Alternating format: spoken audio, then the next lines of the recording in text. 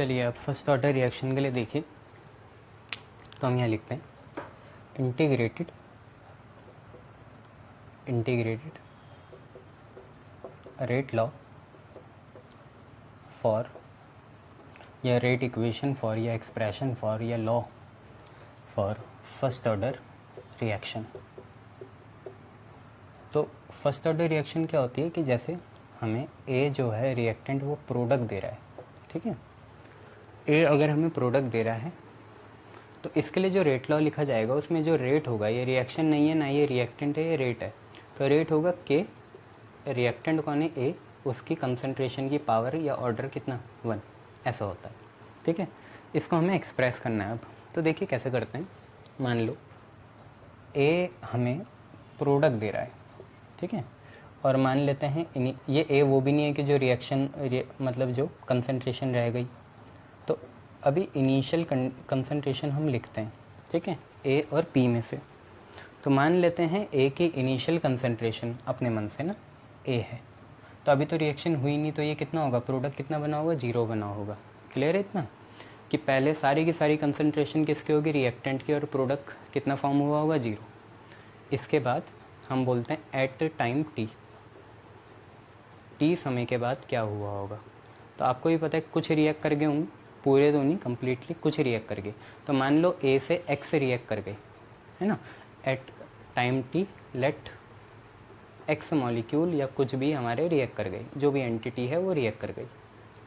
तो यहाँ बची कितनी बच्चे, ए थी, रिएक्ट कितनी कर गई एक्स, जैसे 10 थे रिएक्ट कर गए 3, तो बचा कितना 7।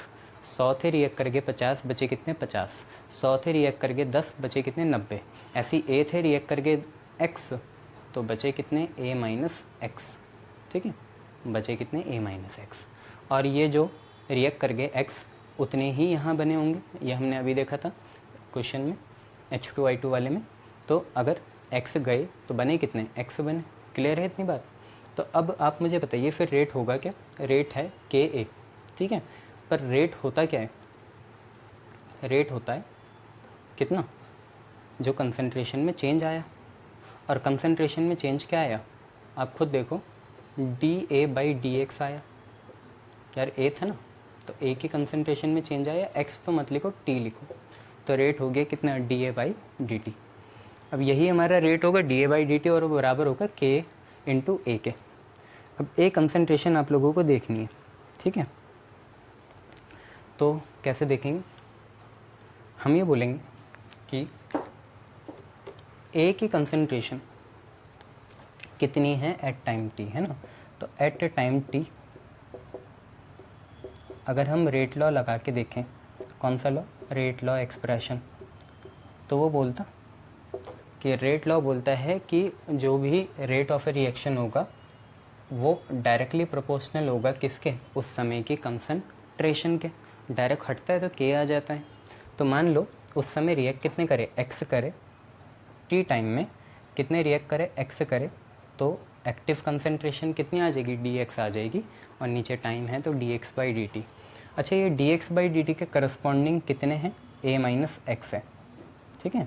रेट कितना हुआ जो रिएक्ट कर गए, तो r की वैल्यू कितनी है, dx/dt है, और बचे कितने उस समय, तो a माइनस एक्स बचे।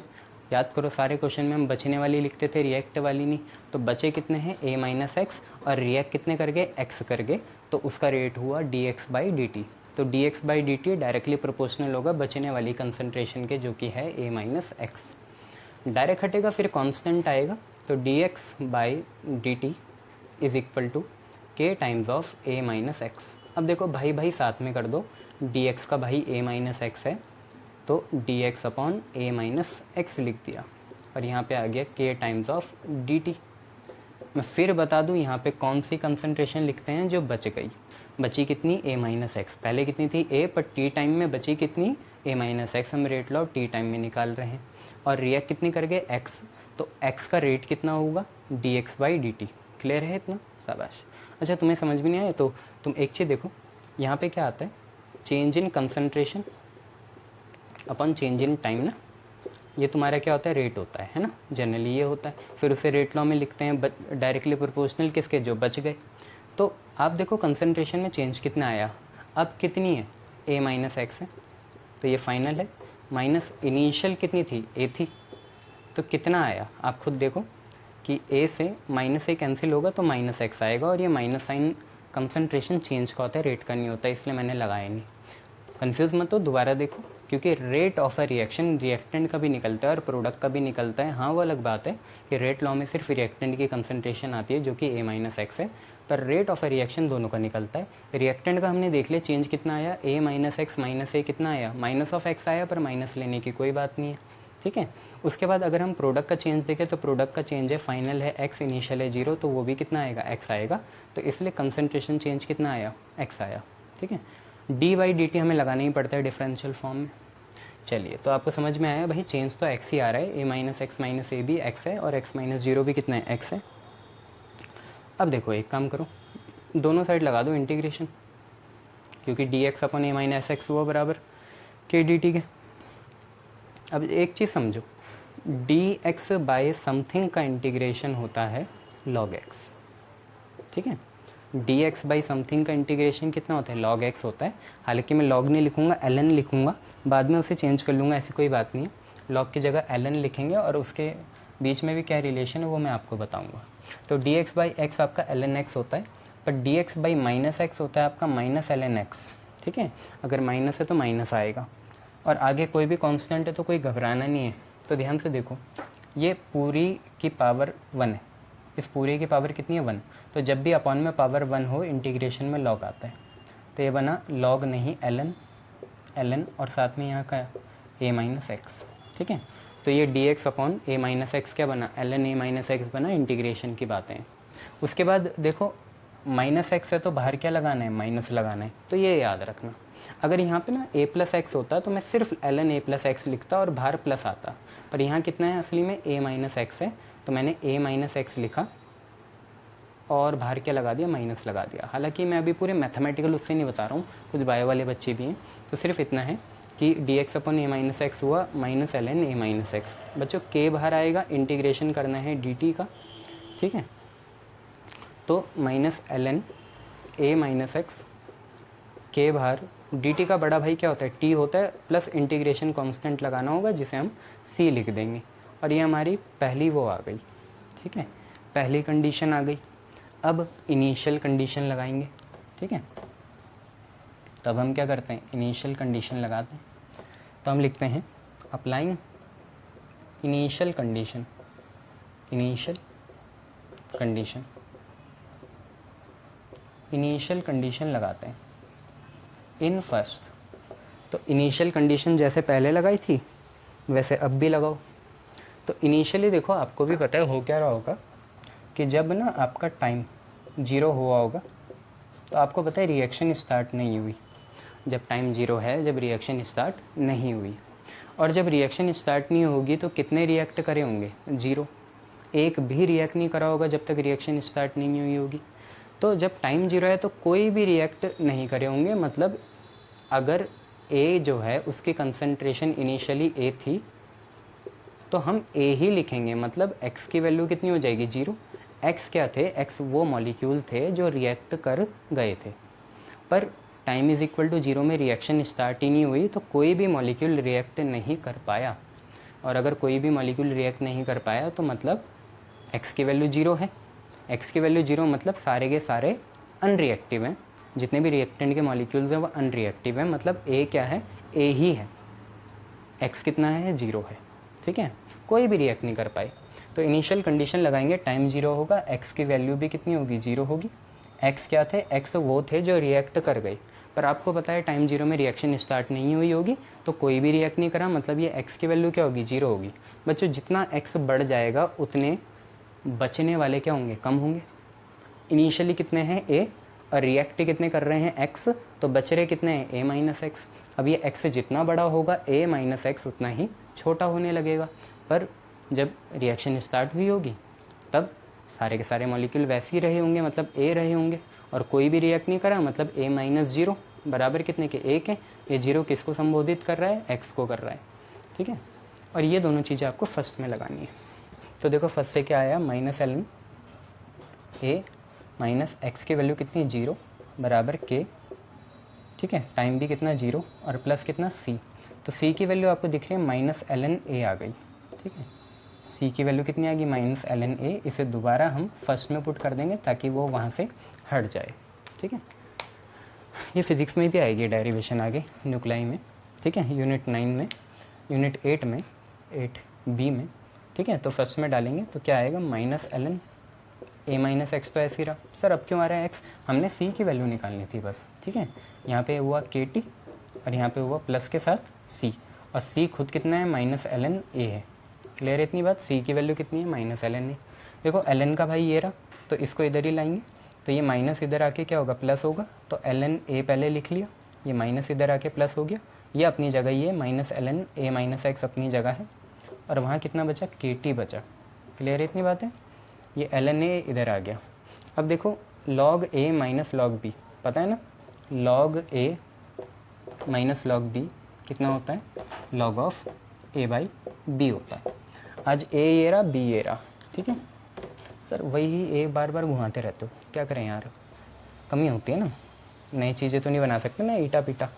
तो ln a/a - x हो गया, और यहाँ पे कितने का बराबर आया k × t के। ठीक है, इतनी चीज़ सही है, चलो बहुत बढ़िया। अब आगे बढ़ेंगे और हम क्या करेंगे, आपको एक चीज़ सिखाएंगे। तो उसके लिए सबसे पहले टाइम निकाल लो। तो टाइम क्या होगा 1/k ln a/a - x, ये होगा। अब मैं आपको एक चीज़ समझाता हूँ। अगर कोई नेचुरल लॉगरिदम में दे रखा है, ये ln मतलब होता है log बेस e। ठीक है, ln मतलब होता है log बेस e, पर जितने भी लॉग टेबल होते हैं वो 10 में होते हैं, log बेस 10 में। तो अगर ln कोई चीज़ x में है और उसे log बेस 10x में कन्वर्ट करना है, ln x मतलब log बेस e होता है, ये है ना, log बेस e ही हमारा ln होता है।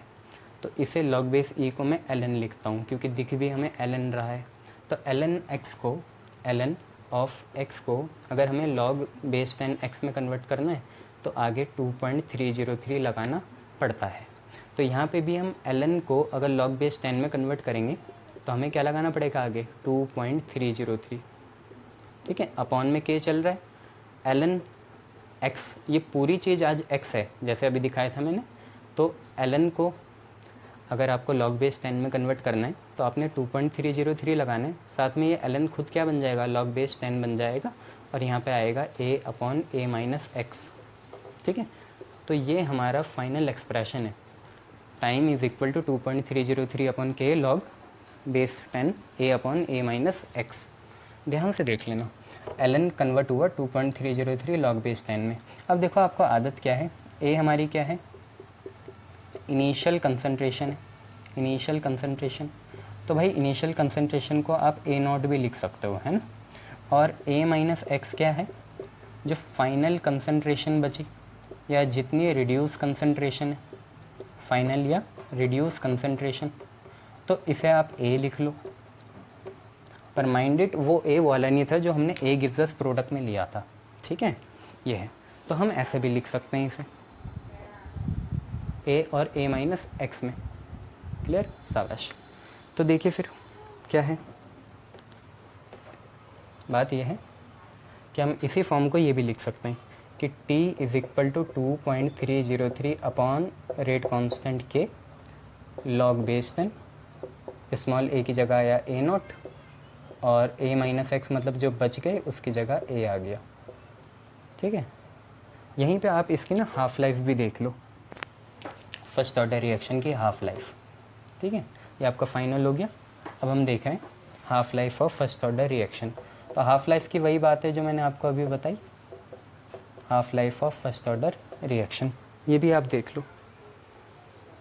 तो होगी क्या, देखो आपको हाफ लाइफ में बताए टी की जगह हमें क्या डालना पड़ेगा, टी हाफ, और जो हमारी बची हुई कंसंट्रेशन होगी जो कि ए है, बची हुई कंसंट्रेशन वो इनिशियल कंसंट्रेशन का क्या हो जाएगी, आधा हो जाएगी। इतना सही है, बची हुई कंसंट्रेशन इनिशियल कंसंट्रेशन का आधा हो जाएगी जब हमारा टाइम कितना होगा, आधा बीत गया होगा, हाफ लाइफ होगी।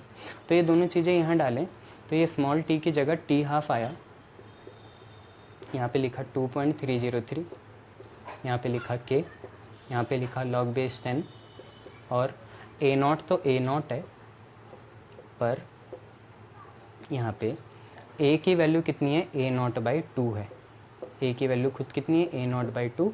माइंडेड प्रिंसिपल डिवीजन ये है, ए नॉट से ए नॉट कटेगा, 2 ने कहाँ जाना है, ऊपर, तो टी हाफ की value I 2.303 multiply by log base 10, और ये 2 भी कहाँ गया, ऊपर, और यहाँ पे आपका कितना है, के है।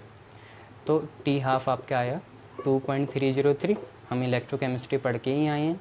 लॉग बेस 10 2 की वैल्यू 0.3010 होती है, और अपॉन में कितना है, के है। ठीक है, लॉग बेस 10 2 की वैल्यू होती है 0.3010, और अपॉन में कितना है, के है। दोनों को मल्टीप्लाई करोगे तो टी हाफ की वैल्यू आएगी 0.693 बाई के, इतनी आएगी। टी हाफ की वैल्यू कितनी आएगी, 0.693 बाई के। तो इतना आप लोगों को समझ लेना है। ठीक है, जनरली अगर मैं आपको बताऊं, चाहे जैसे हमने जीरो ऑर्डर की भी देख ली कैसी है, टी नॉट बाई टू के आई थी हाफ लाइफ, और यहाँ पे कितनी आई, 0.693 बाई के आई। तो जनरली कोई हाफ लाइफ रिएक्शन कैसे डिपेंड करती है, तो वो मैं आपको लिख लेता हूँ और यहाँ पे बता देता हूँ। तो नोट में लिख लीजिए कि generally half life T half for reaction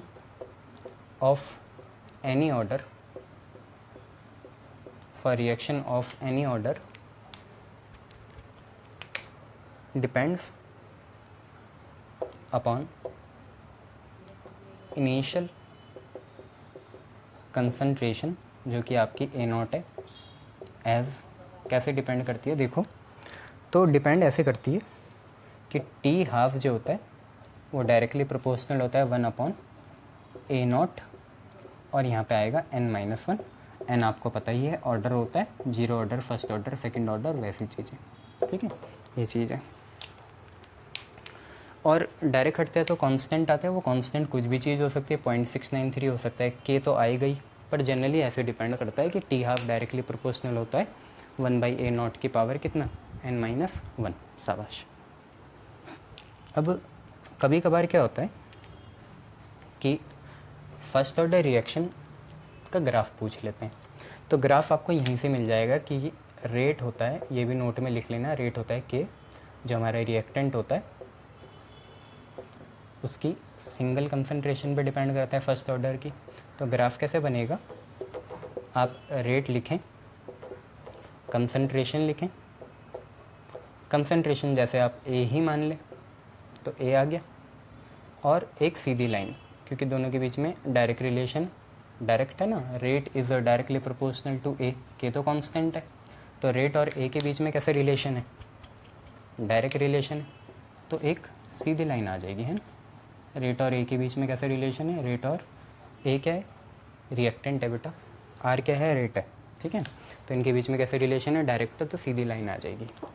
देखिए तीसरा नोट काफ़ी इंपॉर्टेंट है, क्यों, क्योंकि एक बड़ा सवाल इसी से आता है, क्योंकि हम कंसंट्रेशन को दो तरीके से मेज़र कर सकते हैं, इन टर्म्स ऑफ मोलैरिटी, और दूसरा है in terms of partial pressure.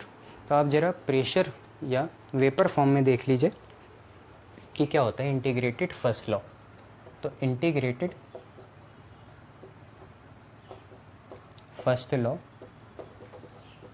In vapour phase, vapour phase में क्या होता है, माइंड इट, हमारा आया कितना था नॉर्मल फेज में कि T is equal to 2.303 upon K log base 10, ऊपर ओरिजिनल A नॉट और नीचे कितना जो बच गया A। ठीक है, तो हम अब प्रेशर वाली फॉर्म में करेंगे, वेपर वाली फॉर्म में करना चाहेंगे। तो हम क्या करते हैं, कंसीडर कर लेते हैं एक गैस फेज़ की रिएक्शन। गैस फेज़ की रिएक्शन देखो ऐसी है, ए है रिएक्टेंट, ये दे रहा है B प्लस सी, और ये दोनों ही गैसेस फेज़ में, B भी गैसेस फेज़ में, C भी गैसेस फेज़ में। एक मिनट में इंक भर लूँ तब आपको पढ़ाता हूँ।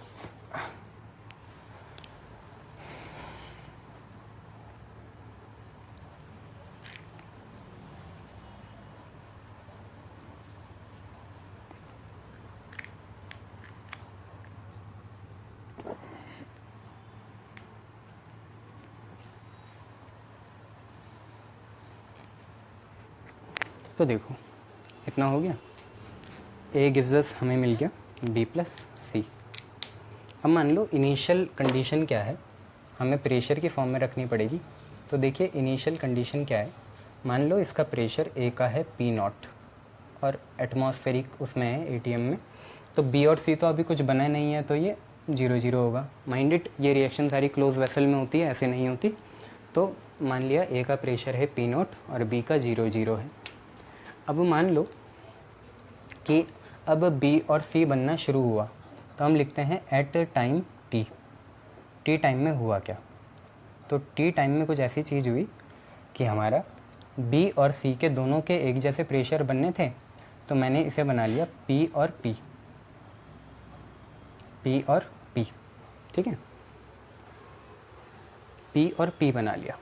तो आप देखो क्योंकि इसकी भी स्टोइकियोमेट्री 1 है, इसकी भी 1 है, इसकी 1 है, ये दोनों पी पी बने, तो यहाँ से गए कितने होंगे, पी गए होंगे। इतना क्लियर है, पी नॉट माइनस पी गए होंगे, ठीक है। मतलब पी नॉट में से प्रेशर कितना कम हो गया, जितना कम प्रेशर होगा उतने ज़्यादा बी और सी बनेंगे, या ऐसा समझ लो जितना ए का प्रेशर कम होगा उतना बी और सी का प्रेशर बढ़ेगा। सबकी स्टोइकियोमेट्री 1 1 1 है, किसी के दिमाग में ऐसा तो नहीं आता यहाँ से पी गए तो यहाँ पे p/2 और p/2 बनने चाहिए, नहीं, इक्विलिब्रियम पढ़ के आओ दोबारा, ऐसे नहीं। ये देखो 1 1 1 है, तो अगर इनके पी बने, तुम्हें नहीं पता ना, मान लो ये 20 ग्राम होता है, ये 15 हो, ये 5 हो, है ना, 15 और 5 भी तो हो सकता है, यह है चाहे 1 1 हो पर 15 और 5 हो। तो पी नॉट गए तो वहाँ के पी बने, ठीक है। आप एक काम करते हैं, टोटल प्रेशर देख लेते हैं टीपी कितना है, total pressure at T. Total pressure कैसे मिलेगा, pressure of reactant plus pressure of product, ठीक है। टोटल प्रेशर टीपी कैसे मिलेगा, pressure of reactant plus pressure of product. तो देखिए रिएक्टेंट में कितना प्रेशर है, पी नॉट माइनस पी है, ये किसका प्रेशर आया, ए का आया। रिएक्टेंट का कितना है, पी नॉट माइनस पी। अब प्रोडक्ट में एक तो बी है, बी का प्रेशर कितना है, पी, और सी का प्रेशर भी कितना है, पी। इतनी बातें क्लियर। टोटल प्रेशर होगा रिएक्टेंट और प्रोडक्ट, रिएक्टेंट का कितना है, पी नॉट माइनस पी मतलब ए का, और प्रोडक्ट का कितना है, बी और सी का पी प्लस पी, ये रहा। पी से एक कैंसिल हुआ तो आप पे आया P naught minus P, clear है। तो ये आपका टोटल प्रेशर आया। अब एक चीज़ है, हमें निकालना है pressure of A at time T, कि कितना बच गया एट टाइम टी, यह हमें निकालना है। तो ये कैसे निकलेगा, आप खुद देखो कैसे निकल सकता है। पी नॉट माइनस पी आ गया, या प्लस आ रहा है, पी नॉट प्लस पी आ रहा है ना। तो कैसे निकलेगा, तो एक काम करते हैं, टोटल प्रेशर एट टी को अपने मन से कुछ ले लेते हैं पहले, है ना। ये जो टोटल प्रेशर एट टी है, आप नीचे लिखना कि ये चीज़ आ गई पी टोटल, ठीक है। और पी टोटल की फिर फाइनली वैल्यू कितनी आ गई, पी नॉट माइनस पी आ गई, ठीक है। तो यहाँ पे हम एक काम करते हैं कि यहाँ से पी निकाल लेते हैं। पी की वैल्यू कितनी होगी, P naught minus P total होगी, ठीक है। पी की वैल्यू होगी P naught minus P total, और पी टोटल खुद कितना है, पी नॉट माइनस पी। तो बात वहाँ से नहीं बनेगी, तो कुछ और करना पड़ेगा।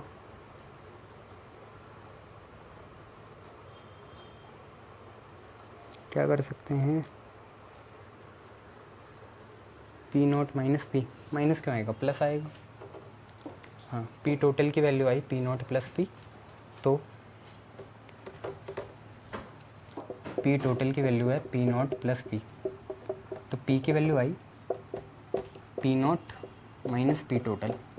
इसे संभाल के रखेंगे, क्यों, इसलिए कि हम अब निकालेंगे प्रेशर किसका, ए का। तो pressure of A at time t, तो pressure of A at time t आपको दिख रहा है कितना है, p naught minus p, p naught minus p, ठीक है। तो ये कैसा आएगा, तो ये यहीं से आएगा, देखो सिंपल सी बात है, p naught minus p, P कितना है खुद, पी नॉट माइनस कितना है, पी टोटल है। तो यहाँ से ये कितना आ गया, पी नॉट माइनस पी करेंगे तो यहाँ से गलत आ रहा है, पी टोटल कुछ गलती है यहाँ पे। P total P naught minus P plus P, इससे ये कैंसिल हुआ, पी नॉट प्लस पी आया, फिर पी टोटल की value I P not plus P, तो पी की वैल्यू आएगी, यहीं से है ना गलती, ये मिल गई। पी की वैल्यू आएगी, पी नॉट इधर जाएगा तो P total minus P not, तब से यही दिमाग ख़राब कर रही थी यार। देखो तो पी ए आ जाएगा, क्योंकि हमें प्रेशर एट ए पता है, पी नॉट माइनस पी है, तो पी नॉट लिखेंगे और माइनस पी की वैल्यू क्या है, P T minus P not. Derivation आने तो नहीं वाली पर दिमाग ख़राब बहुत करती है। अब देखो ये पी नॉट प्लस का माइनस माइनस, ये भी प्लस, तो P not plus P not कितना, 2p0, और यहाँ पे कितना बचेगा, माइनस का पी टी बचेगा। ये क्या है, pressure at A at time T. अब देखो आप खुद बात, हुआ क्या मैं आपको बताता हूँ। आपको पता है T is equal to 2.303 upon K होता है, साथ में log बेस 10 होता है। ऊपर क्या लिखते हैं, जो ओरिजिनल है, और नीचे क्या लिखते हैं, जो बच गया। कब बचा, T टाइम में, तो T टाइम में तो हमारा कितना बचा, P नॉट माइनस P बचा, और ओरिजिनल कितना था, P नॉट था। पर P नॉट माइनस P कुछ और नहीं है, PA है, और PA असली में कितना आ गया, 2P नॉट माइनस PT आ गया। तो या तो P नॉट माइनस P लिखो, और या तो 2P नॉट माइनस PT लिखो, तो आप दोनों चीज़ें लिख सकते हो। फाइनली आपको ये फॉर्मूला याद रखना है कि इसमें ये क्या है, ये हमारा टोटल प्रेशर है, टोटल प्रेशर। और कब का है ये टोटल प्रेशर, टी टाइम का। जब टी टाइम हो गया तो टोटल प्रेशर कितना है, अब पी नॉट है आपका इनिशियल प्रेशर। तो ये आपको याद रखना है। मैं दोबारा समझा दूँ यहाँ हुआ क्या, जब आपने ये सारी चीज़ें कर ली, उसके बाद आपने टोटल प्रेशर निकाला, जिसको हमने पीटी माना, वो होगा रिएक्टेंट प्लस प्रोडक्ट। रिएक्टेंट में है पी नॉट माइनस पी, और प्रोडक्ट में है पी प्लस पी। तो माइनस पी से प्लस पी कैंसिल हुआ, आप पे बचा पी नॉट और प्लस का पी। तो मैं चाहा यहाँ से कि पी निकाल लूँ, और पी में ही दिक्कत हो रही थी, तो पी नॉट को उधर भेज देना है, तो माइनस का हो जाएगा। तो पी टोटल आपका पी नॉट प्लस पी आया, तो पी की वैल्यू क्या होगी, P T minus P not. ठीक है, अब क्या है, आपको पता है ए का प्रेशर टी टाइम में कितना है, पी नॉट माइनस पी है, तो प्रेशर ऑफ ए कुछ और नहीं है, पी नॉट माइनस पी है। पी नॉट को ऐसे रहने दिया, पी की वैल्यू निकाली, तो पी की वैल्यू क्या है, P T minus P not. P क्या है, जो प्रेशर जितना कम हो गया, ठीक है, यहाँ पे बना और यहाँ पे कम हो गया, तो P naught minus p, P की वैल्यू ये डालो, तो 2P not minus P T आपकी फाइनल आ जाएगी, और इनिशियल आपका पी नॉट है। या तो आप यहाँ पे 2P not minus P, T की जगह पी नॉट माइनस पी लिख सकते हैं। पर दिक्कत बताऊँ क्या होती है, दिक्कत ये होती है कि हमें ये कभी नहीं दिया रहता कि कितना प्रेशर कम हो गया, हमें दिया रहता है टोटल प्रेशर न्यूमेरिकल में, और दिया रहता है इनिशियल प्रेशर। तो इनिशियल प्रेशर और टोटल प्रेशर। हालांकि आप ये भी कर सकते हो कि अब यहाँ पे अगर मैं मिटा दूँ, तो आप इसे ये भी लिख सकते हो कि T is equal to 2.303 by K log base 10। Initial तो पी नॉट है, और 2P not minus P T नहीं लिखना, हालांकि ये प्रेशर ऑफ ए ही है at time t. Pressure of A at time t वैसे generally p naught minus p है।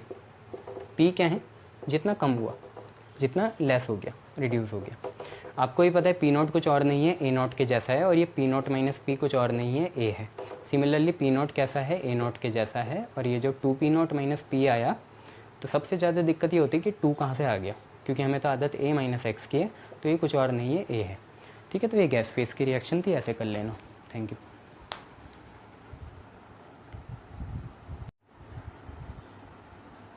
Good afternoon. केमिकल काइनेटिक्स के पिछली बार की क्लास में आपने बहुत सारे एक्सप्रेशन देखे थे फर्स्ट लॉ के, ठीक है, जिनमें से एक मैंने लिख दिया यहाँ। क्या है ये हमारा रेट कांस्टेंट और टाइम को रिलेट करता है, और कंसंट्रेशन भी इसमें आती है। तो रिलेशन क्या थी, K is equal to 2.303 upon T log original upon जो बच गया, ठीक है, या ए नॉट बाई ए, या ए अपॉन ए माइनस एक्स। इसके साथ आपने हाफ लाइफ का भी देखा था, तो K आपका 0.693 अपॉन हाफ लाइफ आया था। आज इस पे बेस हमें न्यूमेरिकल करना है जितने हो सकते हैं, ठीक है। ये कतई अच्छा नहीं होता केमिस्ट्री में कि थ्योरी एक साथ कर लो और बाद में न्यूमेरिकल करो, न्यूमेरिकल साथ साथ में ही करने चाहिए, ठीक है। चलिए तो फिर पहला क्वेश्चन देखिए आप, इसमें फार्मूला याद रखना, और पहला क्वेश्चन देखो।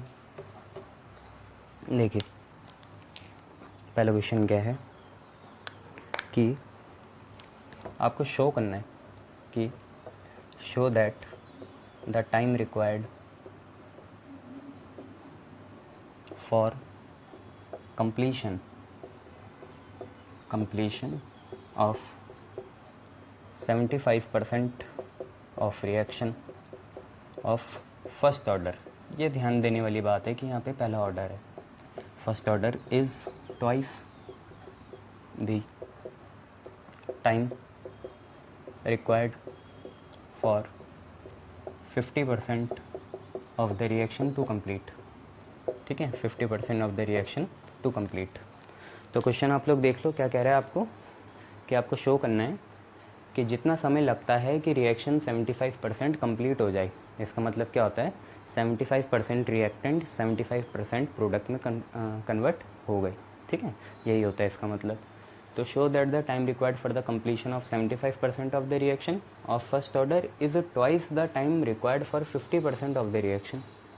समझ में आया? आपसे ये बोल रहा है कि जितना समय 75% रिएक्टेंट को प्रोडक्ट में कन्वर्ट करने में लगेगा वो हमेशा 2 टाइम्स होगा उस टाइम के जो 50% रिएक्टेंट को 50% प्रोडक्ट में कन्वर्ट करने में लगा। आपको ऐसी कुछ रिलेशन बनानी है। कुल मिला के बात यह है कि आपको time taken to complete 75% of the reaction को आपको 2 टाइम्स दिखाना है time taken to complete 50% of the reaction. और आपको पता है जब भी 50% होता है उसका मतलब हाफ लाइफ भी होता है। तो हम इसे 2 तरीके से कर सकते हैं, ऐसी कोई इतनी बड़ी बात नहीं है। इसे हाफ लाइफ से भी करा जा सकता है। ठीक है, देखिए फिर करेंगे कैसे। सिंपल सी बात है, हम यहाँ एक काम करते हैं, क्योंकि आपको के की वैल्यू पता है तो सबसे पहले केस 1 ले लेते हैं और केस फर्स्ट में हम निकालते हैं time required to complete 75% of the reaction. देखो आपने देखा था के होता है 2.303 अपॉन टी। भाई के जो होता है वो क्या होता है 2.303 अपॉन टी और लॉग ओरिजिनल अपॉन रिमेनिंग। तो टी को ऊपर भेजो, के को नीचे ले आओ। तो टी की वैल्यू क्या होगी 2.303 अपॉन के लॉग बेस 10। ऊपर आता है ओरिजिनल, नीचे आता है बचा हुआ। आप देखो परसेंट में खेल खेला जा रहा है यहाँ पे। तो ओरिजिनल परसेंट कितनी होगी 100 होगी। ठीक है, और नीचे क्या रखते हैं जो बच गई। तो बची कितनी भाई 100 में से 75 रिएक्ट कर गई तो बची कितनी 100 माइनस 75 है ना। 75% रिएक्ट कर गई या 75% रिएक्शन प्रोसीड हो गई है तो बची कितनी 25%, जो कि होता है ए अपॉन ए माइनस एक्स। देखो पहले भी ये ए है, ये क्या है ए और ये एक्स है, तो a upon a minus x ही आपको बोला था। ये क्या बोला था a naught by a. A naught क्या होता है ओरिजिनल, ए क्या होता है जो बच गया है। तो बची कितनी है 25%, वही लिखनी होती है नीचे। अब देखो के चाहे टाइम कितना भी बीत जाए किसी रिएक्शन के लिए रेट कांस्टेंट रहता फिक्स है। तो 2.303 अपॉन के लॉग बेस 10 यह आया 100 बाई 25। ठीक है, 100 बाई 25 4 जा 100 होता है तो ये 4 आ गया। क्लियर है इतनी बातें, शाबाश। और 4 को हम ये जो 4 आए ना 100 बाई 25, 4 को हम 2 का स्क्वायर लिख सकते हैं। और लॉग अपनी पावर को कहाँ भेजता है आगे, ये भी आप लोगों को पता है। 4 को 2 का स्क्वायर लिखेंगे और लॉग अपनी पावर को आगे भेजेगा। तो कुल मिला के ये बनेगा 2.303 अपॉन के। लॉग से आगे ये पावर 2 आई, साथ में बचा लॉग बेस 10 और साथ में यहाँ पे कितना बचा 2 बचा। क्लियर है इतना, शाबाश। इसे मान लेंगे फर्स्ट इक्वेशन। अब इसके बाद देखते हैं केस सेकंड। देखो एक तो केस सेकंड आप ऐसे निकाल लो। केस सेकंड में आपका क्या होगा 50% रिएक्शन कंप्लीट होनी है या कंप्लीट हो गई तो बची भी कितनी 50% बची। इतना तो आपको समझ में आ गया। तो अगर मैं टाइम 50% का निकालने चलूँ तो वो कितना होगा 2.303 के यही वाले यूज़ करेंगे लॉग बेस 10 ओरिजिनल अपन बचा हुआ। ओरिजिनल देखो कितने 100 और बचा कितना भाई टोटल थे 100 और रिएक्ट करके 50%। टोटल थे 100 और रिएक्ट कितने करके 50%, तो बचेगी भी कितने 50। तो टी 50%, वहाँ मेहनत नहीं लगानी सॉल्व करने में भाई। यहाँ देखो 2.303 अपन के लॉग बेस 10। अब आप खुद देखो 100 माइनस 50 कितना हुआ 50 हुआ और 50 से कितने बार काटेगा 2 टाइम्स, तो लॉग बेस 10 2 आ गया। अब दोनों को डिवाइड कर दो, दोनों को क्या कर दो डिवाइड कर दो। ठीक है, तो दोनों को डिवाइड करने जा रहे हैं तो देखते हैं क्या आता है। तो हम पे क्या है T75 ऊपर रख लेते हैं और T50 से डिवाइड कर लेते हैं। तो T75% अपॉन T50%। देखिए कितना आया 2.303 और K दोनों में सेम है। ठीक है, या लिख ही लो। तो 2.303 बाई के 2 log बेस 10 2, ये तो आपका t 75% आया। और नीचे देखिए क्या चल रहा है, यही दोबारा 2.303 अपॉन के, फिर आप पे सिर्फ log बेस 10 2 है। दोनों को कैंसिल करो, 2.30 से 2.303 कैंसिल, के से के कैंसिल, log बेस 10 से log बेस 10 कैंसिल, कितना बचा, 2 बचा। और जैसे ही t50 क्रॉस मल्टीप्लाई होगा 2 के साथ तो आप पे ये आ जाएगा कि t 75% कितना है, 2 टाइम्स है t50 का। दोनों को डिवाइड करके 2 बचा, t50 को उधर भेजो तो आप पे डायरेक्ट आ गया। कुछ लोग बोल रहे होंगे हाफ लाइफ से कर दो इसे, तो हाफ लाइफ से भी इसे करा जा सकता है, ऐसी कोई बात नहीं है। अगर आपको याद हो, क्योंकि 50% मतलब t 50% कुछ और नहीं होता, हाफ लाइफ होती है। हाफ लाइफ पता है कि आधे रिएक्ट कर जाएँ, वही बात है। तो आपको पता है हाफ लाइफ आती है 0.693/k, पर भूले तो नहीं, 0.693 आता कहाँ से था, 0.693 आप पे आता था 2.303 और log base 10 2। Refer to the derivation जो हमने करी थी, इन दोनों को सॉल्व करते थे, log बेस 10 2 होता था 0.3010 और 0.3010 में 2.303 ऐड करते थे तो 0.693 आता था। तो कुल मिला के बात तो यही है ना, मैंने यही तो रखी है, आई बात समझ में। तो आएगा तो वहीं से, ये वैल्यू यही तो है t50, 0.693/k लिख लो, बात तो एक ही पड़ेगी। ठीक है, चलो नेक्स्ट क्वेश्चन देखते हैं।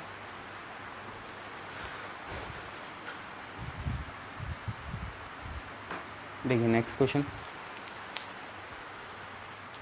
आपका नेक्स्ट क्वेश्चन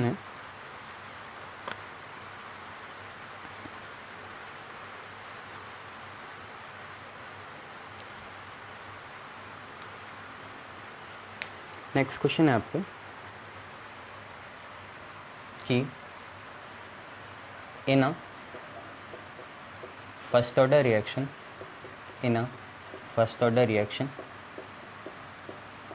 10% of the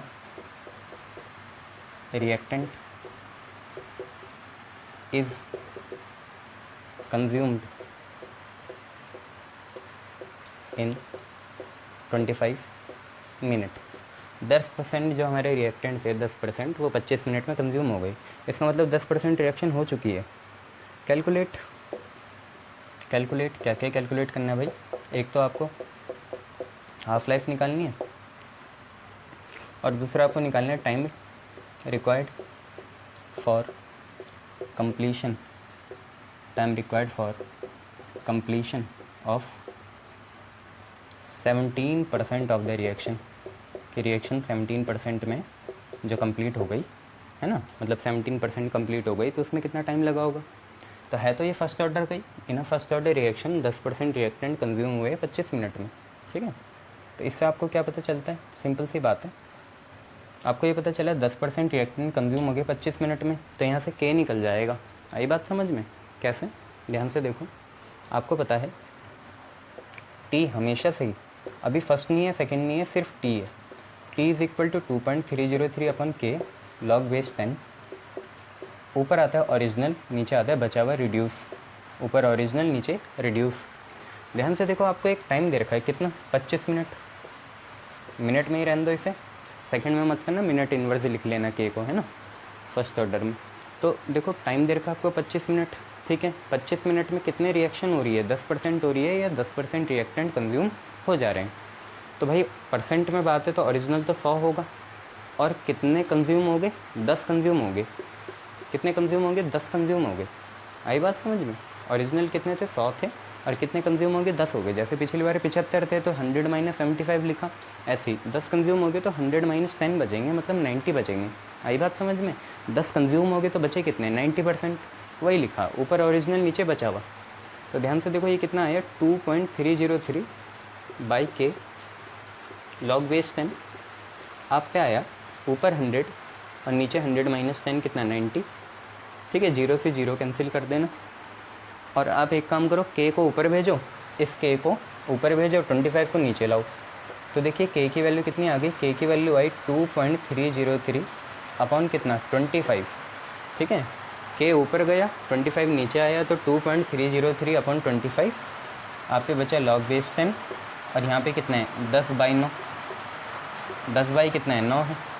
तो आपको पता है 10/9 होता कितना है, log a/b है ये, log a/b, log a - log b होगा। अगर मैं यहाँ पे करूँ तो log बेस 10, 10/9 क्या होगा, बेस 10 है ना, तो log a upon b, log a minus log b, तो log base 10 of 10 minus log base 10 of 9, यही होगा।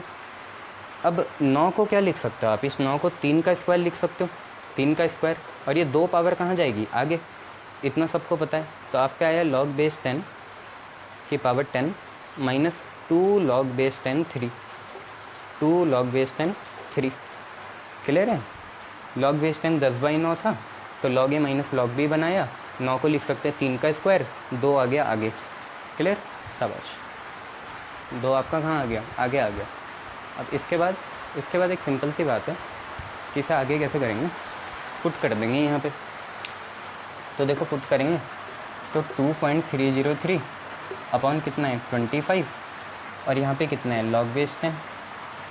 अच्छा ये पूरा log बेस 10 10/9 सॉल्व होके ये आया कितना, log base 10 10 minus 2 log base 10, और यहाँ पे कितना 3, कितना आया। अब सेम बेस और सेम वेरिएबल होता है 1, ठीक है, सेम बेस और सेम वेरिएबल कितना होता है 1 होता है, तो 2.303 अपॉन 25, देखो सेम बेस सेम वेरिएबल, जैसे log 1 1 कितना होगा 1 होगा, log 10 10 कितना होगा 1 होगा, log x x कितना होगा 1 होगा, तो ऐसे log 10 10 कितना हुआ 1 हुआ, माइनस 2 टाइम्स ऑफ, हम इलेक्ट्रोकेमिस्ट्री पढ़ के आए थे तो हमें log बेस 10 3 की वैल्यू पता है कितनी होती है 0.47 होती है, 7 1 भी आता है क्या, पर 0.47 से काम चल जाएगा, तो ये आया 0.47, ठीक है। और नाउ इसे सॉल्व कर लो आप लोग और k की वैल्यू बताओ, k की वैल्यू आ रही है 4.21, आपकी सॉल्व करके k की वैल्यू आ रही है 4.21 इंटू 10⁻³ मिनट इनवर्स, ये चेक करो इतनी आ रही है नहीं आ रही है। आप आदत ऐसी डालो भाई, कंपटीशन में तो आपको ऐसे करना पड़ेगा, कैलसी नहीं चलेंगे। तो 4.21 इंटू 10⁻³ मिनट इनवर्स आ गई। इस k की वैल्यू को संभाल के रख लेते हैं, k की वैल्यू कहाँ लिखें, यहाँ लिख लेते हैं। k की वैल्यू कितनी आई 4.21 इंटू 10⁻³ ये संभाल के रख लेंगे और आगे बढ़ेंगे। अब तो हमारे k निकल गया तो हमारा t½ भी निकल जाएगा, 10 सेकंड का खेल है। अभी तो हमने फर्स्ट भी नहीं स्टार्ट करा, अभी तो बस k निकाला। अब देखो पहली चीज़ है t½ आपको पता है t½ का फार्मूला होता है 0.693/k, ठीक है। तो 0.693 लिखा और आपको k दिख ही रहा है, k की वैल्यू कितनी है 4.21 इंटू 10⁻³ मिनट इनवर्स में। तो आपका टाइम आ गया, अगर आप इसे सॉल्व करोगे तो आपका आएगा 164.41 minute. As I always say कि आपको कैलकुलेशन खुद करनी पड़ेगी, वीडियो अननेसेसरी लॉन्ग हो जाएगी, है ना, इसलिए। चलो इतना आ गया, सॉल्यूशन हो रहा था ना ये। अच्छा दूसरा देखो, दूसरा क्या है, हमें टाइम निकालना है जब 17% रिएक्शन क्या होगी कंप्लीट हो गई। तो टाइम हमें 17% रिएक्शन का कंप्लीट निकालना है, तो हाफ लाइफ से तो निकलेगा नहीं, कहाँ से निकलेगा, यहाँ से 2.303/k log बेस 10, ऊपर ओरिजिनल नीचे क्या रिड्यूस, ये लिखते हैं। ओरिजिनल आपको हमेशा ही पता है, जब भी परसेंटेज में बात हो तो ओरिजिनल कितना होगा 100 होगा, और नीचे रिड्यूस क्या होगा, रिड्यूस होता है टोटल माइनस जितने रिएक्ट कर गए। रिड्यूस तो हमेशा वही होता है, टोटल माइनस जितने रिएक्ट कर गए। तो 100 टोटल है, रिएक्ट कितने कर गए 17, तो ये कितना आएगा 83 आएगा। तो 2.303 के आपको पता है कितना है, कि आपका है 4.21 इंटू 10⁻³ लॉग बेस 10 100/83 आ गया। और इसे फटाफट कैलकुलेट करना लॉग से, कैलसी से, किसी से भी लॉग टेबल से कि ये कितना है, ठीक है। 100/83 कर लेना आप लॉग टेबल से, ठीक है। मैं सीधा आंसर बता रहा हूँ आपको, इसको अलग से सॉल्व करना आपकी मर्जी है। लॉग 100 माइनस लॉग 83 करो, या पहले 100/83 को डिवाइड कर लो और जो वैल्यू आ रही है उसका लॉग निकाल लो। भाई दो मेथड है, या तो लॉग बेस 10 100 करके 100 हो गया 10 का स्क्वायर, तो ये बनेगा 2 लॉग बेस 10 10, लॉग बेस 10 10 1 हो गया, तो आप पे बचेगा 2 माइनस लॉग बेस 10 83। आई बात समझ में, क्योंकि आप अलग अलग लिखोगे नहीं, इसे माइनस लगाओगे बीच में, तो ये 100 क्या होता है 10 का स्क्वायर होता है, 2 कहाँ गया आगे, और फिर log बेस 10 कितना हो गया 1 हो गया, तो आप पे 2 बचेगा, 2 माइनस log बेस 10 83 बचेगा। log बेस 10 83 की वैल्यू निकाल लो और 2 से माइनस कर दो उसे, और फिर इसको मल्टीप्लाई कर लो इस पूरी बला को, या तो क्या करो 100/83 निकालो, कुछ भी आएगा 1 पॉइंट समथिंग, और उसका log बेस 10 निकाल लो पूरी। जब आप वैल्यू सॉल्व कर लोगे, ठीक है, मेरा काम बस कंसेप्ट बताना है, कैलकुलेशन आप लोग करे करो। हम अपने स्टैंडर्ड इतना क्यों गिराए, तो 44.21 मिनट इसका आंसर आएगा। ठीक है, ये देख लेना 44.21 मिनट इसका आंसर आएगा। क्लियर, शाबाश।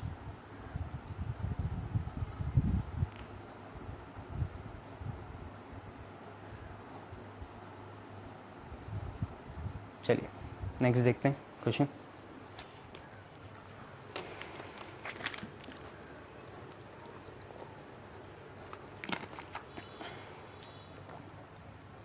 नेक्स्ट देखो बच्चों, क्या क्वेश्चन है।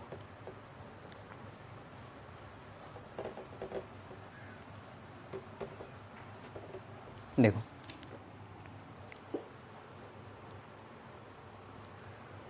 आप पे नेक्स्ट क्वेश्चन है बच्चे कि in a first order reaction, 10% of reactant is consumed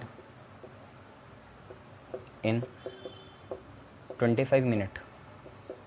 calculate, पहली बात हाफ लाइफ, दूसरा टाइम रिक्वायर्ड, ये दूसरा है ना, दूसरा है time required for completing 87.5% of the reaction. Same वैसे है जैसे हमने अभी करा था। पहले आपको इंडिविजुअली के निकालना पड़ेगा, फिर टी हाफ निकल जाएगा, फिर ये 87.5 को 100 से माइनस करके नीचे लिख देंगे और ऊपर 100 आएगा। करो ज़रा, मैंने तो फॉर्मेलिटी करनी है और यहाँ पे आंसर लिखना है, आप लोग करो मेहनत।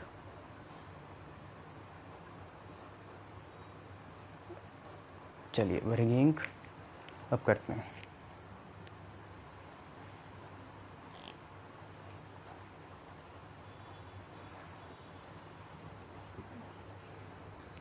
देखिए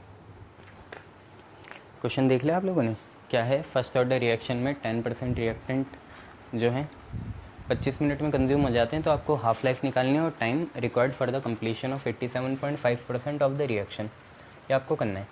सबसे पहले देखिए आपको टी निकालना पड़ेगा। टी तो दे रखा है, के निकालो।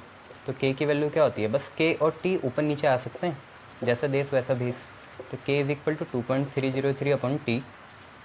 टी छोटा लिख लो बड़ा लिख लो कोई दिक्कत नहीं है। लॉग बेस 10 आपका आता है ओरिजिनल बाई रिड्यूस। अब हम ये डेटा यूज़ करते हैं 25 मिनट, तो टाइम हो जाएगा 25, और इस समय कितना रिएक्ट कर गया 10%, तो ओरिजिनल कितना होगा 100, और नीचे लिखते हैं बचा वाला। तो बचा वाला क्या होगा, 10% रिएक्ट करे तो बचे कितने 90, लिखते हैं ऐसे ही हैं 100 माइनस 10। ठीक है, ओरिजिनल अपॉन रिड्यूस जो बच गया, 10 रिएक्ट कर गए तो 90 बचे। तो अगर इसे आगे देखें तो यह है 2.303 अपॉन 25, और लॉग बेस 10 100/90 था ये, तो ये हमने अभी करा था। इसको अलग करोगे तो लॉग बेस 10 तो आपका 1 हो जाएगा, और ये बनेगा लॉग बेस 10 9 होता है, 3 का स्क्वायर 2 आगे आएगा, तो 2 इंटू पॉइंट लॉग 3 की वैल्यू डालनी है, तो 2 इंटू लॉग 3 होता है 0.47। तो आपके कुल मिला के अंदर से ऐसा आएगा 1 माइनस 2 इंटू 0.47, जिसको आपने सॉल्व करना है।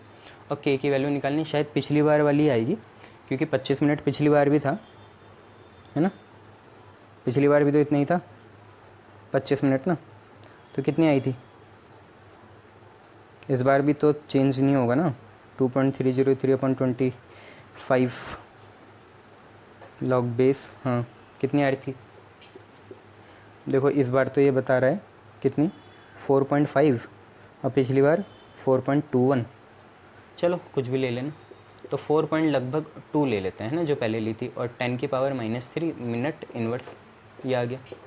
थोड़ी बहुत फ्लक्चुएशन होगी 1-2 वैल्यू की ना, देख लेना, बुक पुरानी है क्या करें, आजकल कहीं जा भी नहीं सकते।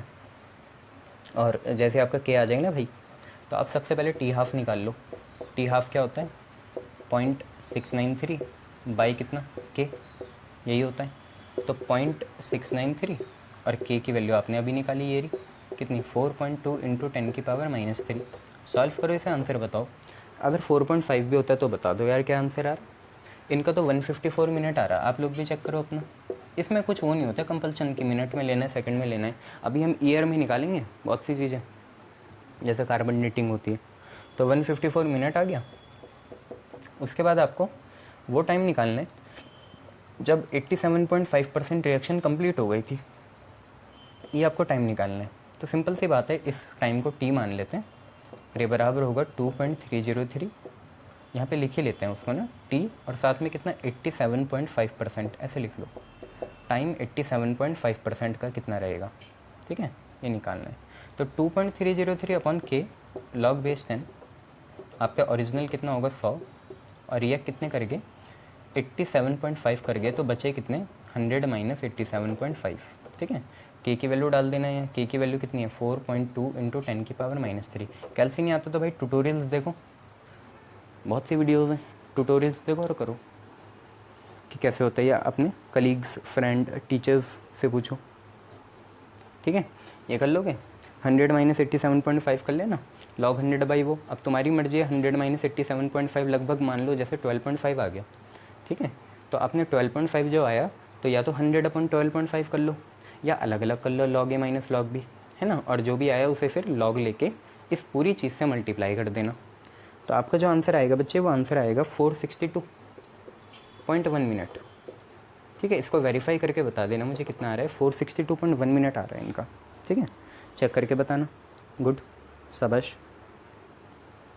चलो नेक्स्ट क्वेश्चन करते हैं।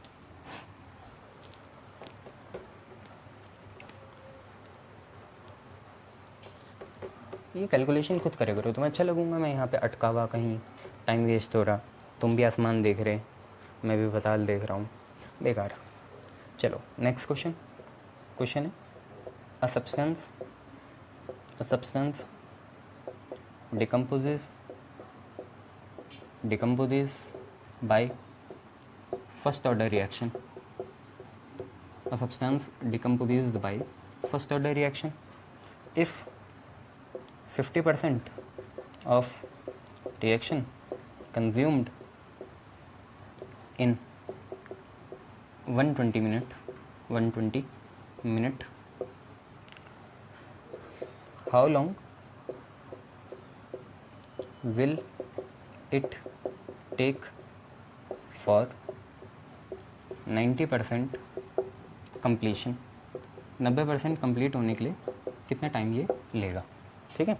ये क्वेश्चन है, देख लो क्या क्वेश्चन है। एक सब्सटेंस है, फर्स्ट ऑर्डर रिएक्शन से वो क्या हो रहा है? डिकम्पोज हो रहा है, और 50% रिएक्शन 120 मिनट में कंज्यूम हो जा रही है। तो ये तो हाफ लाइफ की तरफ इशारा है। 50% चाहे वैसे निकाल लो, चाहे हाफ लाइफ से निकाल लो, बात तो एक ही आएगी ना। और हाफ लाइफ से भी करोगे तो 2.303 लॉग बेस 10, 2 ही तो बचेगा बाद में, 100/50 आएगा ना, तो सीधा उसे 0.693 लिखो, है ना। और कितना टाइम लगेगा कि 90% कंप्लीट हो जाए? 50% 120 मिनट में हो रही है, तो 90% कितने में होगी? यहाँ यूनिटरी मेथड मत लगाना कि ऐसे 50% 120 मिनट में हो रही है, ये मत करना यहाँ, बच्चों वाला काम। तो 90% कितने में हो जाएगी? तो मान लो x हो गया, इसके 0 से इसका 0 कैंसिल, फिर ये 5 2 जा 10, 5 4 जा 20, फिर 24 9 9 4 जा 36, 9 2 जा 18, 19 20 21, 216 मिनट। तो ऐसे नहीं होगा ना, ऐसे मत करना, ठीक है। सोफिस्टिकेटेड वे में लिखना उसे। चलो तो करेंगे कैसे? सिंपल सी बात है, हमें एक इन्फॉर्मेशन दे दी कि पहली बात तो ये फर्स्ट ऑर्डर है, दूसरा 50% कंप्लीट हो रहा है 120 मिनट में, यह है हाफ लाइफ की तरफ इशारा। तो टी हाफ होता है 0.693 बाई के। तो के की वैल्यू क्या आई? के की वैल्यू आई 0.693 बाई कितना? T half. और हमें हाफ लाइफ यही दे रखी क्योंकि आधे कितने में रिएक्ट हो गए? 120 मिनट में। आधे मतलब 50% कितने में रिएक्ट हो गया? 120% में, 120 मिनट में। तो 120 मिनट हमारा टी हाफ हुआ, तो 0.693 बाई टी हाफ। क्या आपको ये निकालना है कि नहीं? के तो नहीं पूछा उन्होंने। तो टी हाफ की वैल्यू 120 डाल के इसे ऐसे रहने दो, इसे ऐसे रहने दो, है ना। तो अब आपका मेन कंसर्न क्या है, 90% कंप्लीट कब होगा वो निकालना है। तो time 90% is equal to 2.303 by K. अब तो तुम्हें याद हो गया होगा 100/10 आएगा, नहीं? अरे यार 2.303 अपन के log बेस 10 ओरिजिनल 100 रिएक्ट कितने करके 90 रिएक्ट करके बचे कितने 100 माइनस 90। इतना क्लियर है ना? रिएक्ट करके 90 बचे कितने 100 माइनस 90।